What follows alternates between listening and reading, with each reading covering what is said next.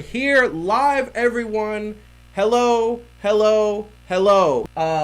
Welcome everybody to Fan2Fan. We are here today. It is just me, so you're going to get a lot of this camera angle along with my brethren from across on the West Coast. My boy Calvin, what is up, man? Yo, what's good? You know, it's your boy Calvin, and unlike the Houston Astros, I ain't cheating you out of nothing.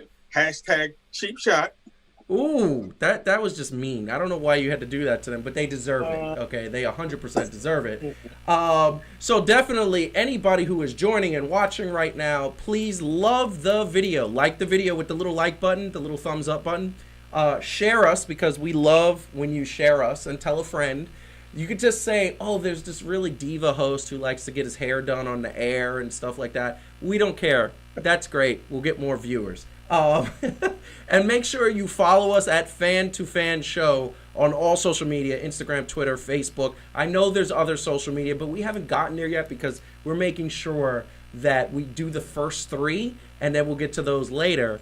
Another thing, definitely subscribe to the channel because we need subscribers. Subscribers are always great, and we want a following. So make sure you hit the subscribe button. We're not going to blast you with non-stop like, oh, Fan2Fan is putting this up now. No, it doesn't work like that. You subscribe, it just helps us to grow a little bit, and you don't get bothered. You get bothered like once a week, which is tonight. So, that being said, I'm hoping that everybody is really good out there, and I'm hoping that everybody is having a great time with everything that is going on. I am going to pick a topic, and as we start every show, we start off with a little bit of a piece of a thought, which at the end of the show, we have a little bit of an announcement. We're going to elaborate on other stuff, more content that is coming to you from Fan2Fan. Today, this past weekend, we just had what I like to call one of the most exciting all-star games in the history of sports. And I was very shocked because I'm a big baseball fan. But it was the NBA that actually made this happen. So we had an all-star game. And a lot of people thought it was going to be an exhibition. A lot of people felt that it was going to be complicated because there was a lot of rules to commemorate. But it started Friday when we had the Rising Stars Challenge. And as you could see, there was a star that was rising. Okay? And there was tons of star power, tons of action. One Nick bright spot was R.J. Barrett actually showing up. Zion Williamson doing what he does best, which is wowing the crowd. Trae Young and Luka Doncic showing what they're capable of. And then we get into the skills challenge, which a surprise person won it, a Miami person. And then after that, we get into the three-point contest, one of the most exciting three-point contests I had in a while, and then a dunk contest that was mired in controversy.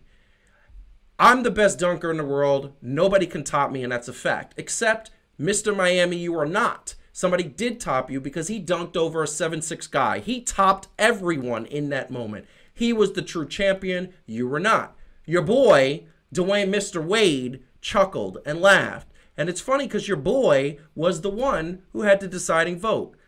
Big ups to Common. We'll get to him in a second. But that being said, what happened in that All-Star game and those activities and those things that were going was just amazing.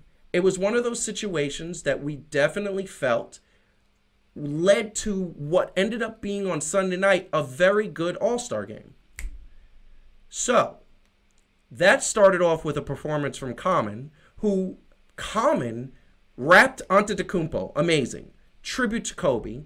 Then it took off from there, a tip-off where everybody was single-handedly ready to go. Ready to bring that intensity. Something you've never seen in an NBA All-Star game.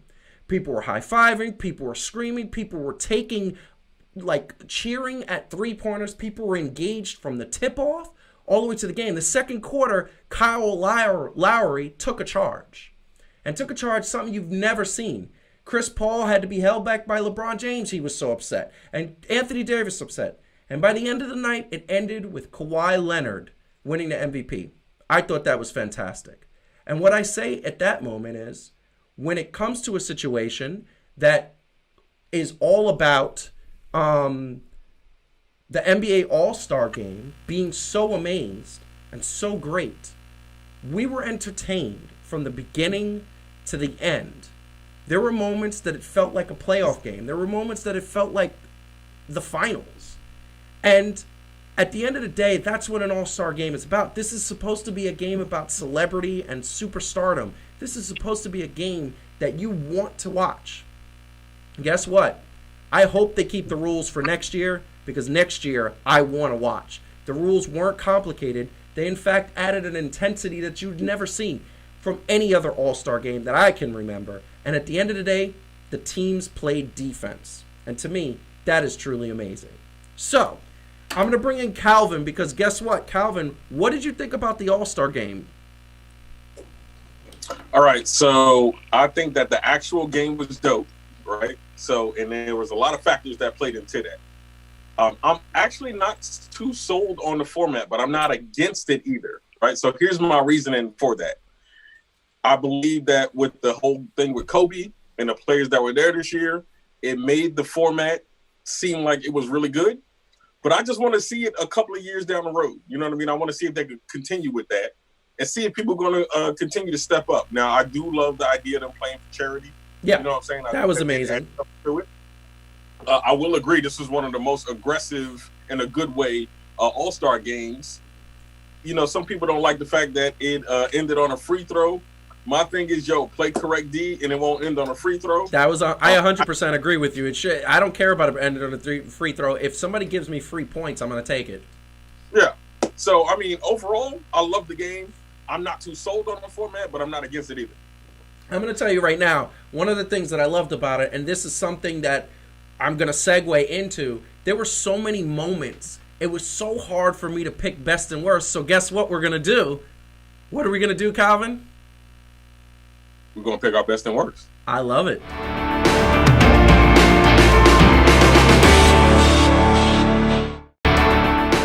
So you're going to go first. What's the best and worst? Yeah. What was your best and worst, Calvin? The best was the fourth quarter. The fourth quarter of the All-Star game was probably the best. That made everything, like, in a wrap-up, it was good. It wasn't dull. I didn't get up to go pee or get some popcorn and things like that. Well, you know what I'm saying? Like, some of the other ones, you like, they gonna win. It doesn't even matter. Like, I was glued to there like it was a finals game, like you said. The worst was the nepotism showed in the dang on dunk contest, man. Yes, 100%. 100%. So this is what I'm going to tell you. So my best, I'm going to go, and this is something that it struggled with me because there were so many great moments this weekend. And I'm going to tell you, that fourth quarter was so intense. And that three-point contest, I didn't think Buddy Hield was going to win. I honestly, like, I'm sitting up there watching the three-point contest, and he literally won it on the last shot. Like, it came down to his very last money ball. I'm going to tell you, and that fourth quarter, amazing.